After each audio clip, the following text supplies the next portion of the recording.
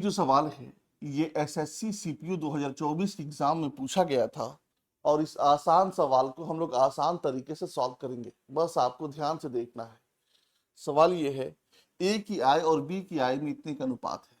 ए और बी महीने में क्रमशः इतना और इतना रुपये की बचत करते हैं। यदि ए का व्यय बी के व्यय के इतने % के बराबर है तो ए और बी की कुल आय ज्ञात करें। सो आपको ध्यान देना है, टोटल 2 लोग हैं, ए और बी, ए और बी, और आय का अनुपात कितना है, 5 और 7 के अनुपात में है। तो हम कह सकते हैं कि ए जो है, ए की आय अगर 5x है तो बी की आय कितनी है, 7x है। बी की आय कितनी है, 7x। ये क्या है, ये आई से क्या होता है, इनकम। आई से क्या होता है, इनकम मतलब आय। ए की आय 5x है तो बी का 7x है। अब यहां लिखा है कि ए और बी महीने में ए इतना बचाता है, बी इतना बचाता है। तो ए 4,000 रुपया बचाता है, बी कितना बचाता है, 5,000। ये क्या है, इन दोनों का सेविंग्स है, इन दोनों का ये बचत है। एस मतलब क्या होता है, सेविंग्स। सेविंग्स मतलब बचत। ए का बचत 4,000 है तो बी का बचत 5,000 है। तो जब आय में से बचत हम माइनस करेंगे तो क्या निकल जाता है, आय में से जब हम बचत को घटा देंगे तो क्या निकल जाएगा, व्यय निकल जाएगा। क्या निकल जाएगा, व्यय निकल जाएगा। तो यहाँ लिखा है कि जो ए का व्यय है बी के व्यय के इतने % के बराबर है।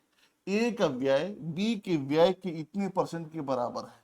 तो बी का व्यय कितना है, 7x माइनस 5,000। ये क्या है, बी का व्यय है।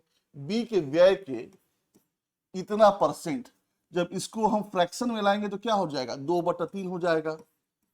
जब इसको हम आसान भिन्न में लाएंगे तो क्या हो जाएगा, 2/3 हो जाएगा, बराबर ए का व्यय। ए का व्यय कितना है, 5x माइनस 4,000।